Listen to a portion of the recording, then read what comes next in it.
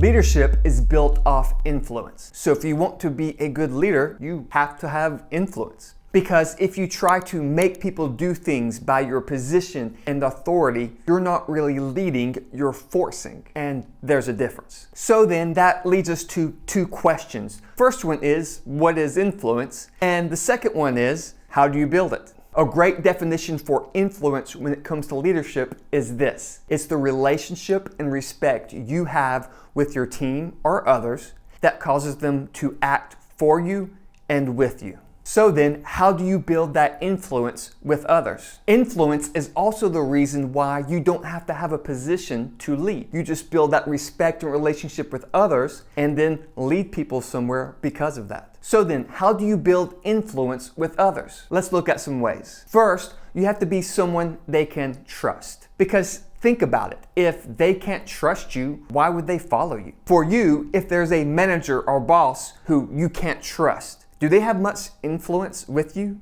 Do you have much respect toward them? Probably not. Trust is a foundation for influence. So how do you build trust with people? Well, you tell the truth. You do the right thing even when it's hard. You're ethical, you're moral, you're reliable. When you say you're going to do something, you do it. You follow through on what you say. People can rely on you. You hold confidence as well. When people share something, you don't share it with other people. Be honest. Tell the truth. Being someone people can trust is a major first step to building influence with others. Second, you have to trust your team. Just as you be someone they can trust, you also have to show trust to others. And that trust to others also affects their trust to you, because if you don't trust them, they're not going to trust you as much. So how does trusting others build influence? Well, think about with you. If you have a boss who tries to control everything you do, who doesn't trust you to make decisions, who's always over your shoulder, making sure you do it right, do they have much influence with you? What's your respect toward them? Does that affect your trust some with them? You see, you need to show trust to others. You give clear expectations. You set the guidelines. You offer support and training and what they need, and then you trust them in their jobs. Giving trust builds goodwill toward them, and then that reflects back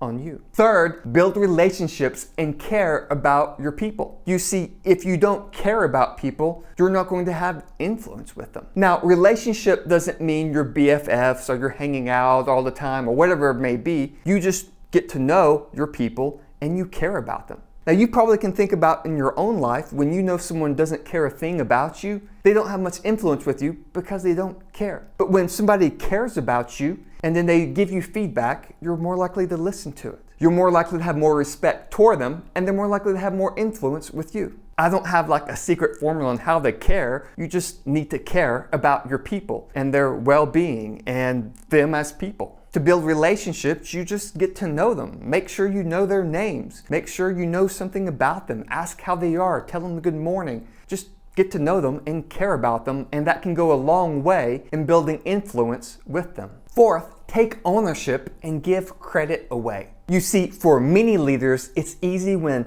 things go poorly, they blame others. They blame circumstances, they blame the economy, they blame their team. And think about it, if they're blaming their team for the problems, does that really build influence with them? No. But it also makes you look weak as a leader. If every time something goes wrong, you blame, that makes you look weak toward others and it hurts your influence with people. Not only that, think about when people give credit to one another. If the CEO is on stage and they're praising a leader for what their team did, and the leader goes up and said, "Yes, I am awesome. I made everything happen." Do you think the team's going to appreciate that?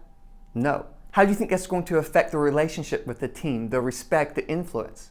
It'll hurt it. But if the leader says, "You know what? It was my team. They worked really hard to make this happen," that builds influence with them because you're passing the credit to them. And even if another department or other people were involved, then you call them out and thank them for that. Think about what that does. That builds influence with them. And people are more likely to want to work with that leader because of that. When things go wrong, Don't blame, take ownership. When things go well, pass the credit. Do that, and that will build a lot of influence with others. Number 5, admit your mistakes and admit when you don't know something. You see, sometimes leaders think they're supposed to know everything, and if they don't know something, it hurts their image as a leader. People won't respect them as much. Or maybe people will question, why did we make this person a leader? Or they think, man, if I admit I made mistakes, they may think, I'm not supposed to make mistakes as a leader. If people see my mistakes, what will they think about me as a leader? The thing is, both of those mentalities are wrong. As a leader, you're expected to make mistakes because you're a human being. It happens. It's part of learning. It's part of growth. If you're not making mistakes, if people on your team are not making mistakes, it's because you and them aren't trying. Vulnerability as a leader isn't a weakness,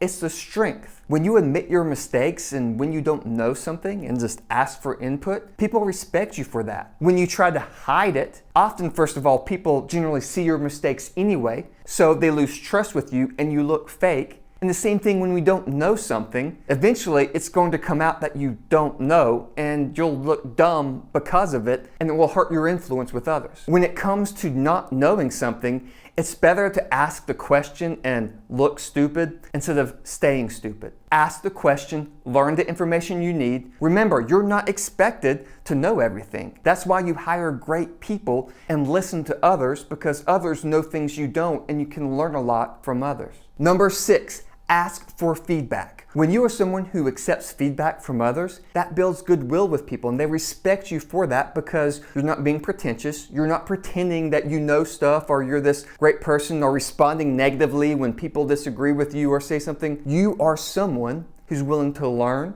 and be humble and better themselves. When someone comes to you and critiques something you said or offers a suggestion and you just say, thank you, that looks good on you. You don't have to agree with everything, you just accept it well. If you go to someone and say, hey, I would like your feedback about this, how I did in the meeting, or whatever it may be, you won't hurt my feelings, I just want to get better. That builds respect and influence with others. Also, think about it this way. As a leader, you should be giving feedback to your team so they can improve. We should all have a growth mindset, and it's about learning. Feedback should be normal. You should want it, and they should want it because that's how you grow. If you don't accept it yourself, why do you think your team would accept it?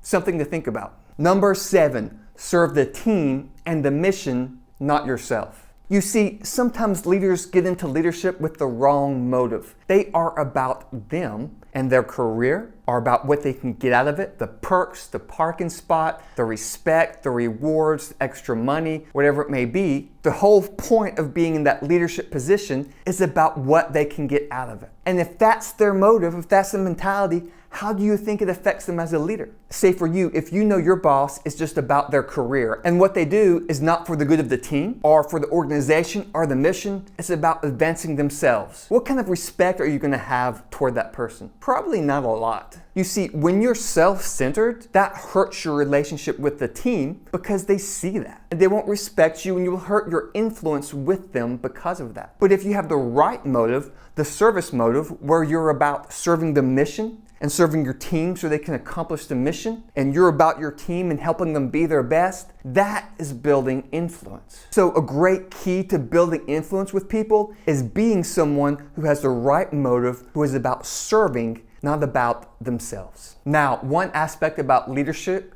and influence is that it's a process. It takes time, and you got to keep learning and growing into being a better leader and to build your influence. And if you want to keep growing in your leadership, watch this video here.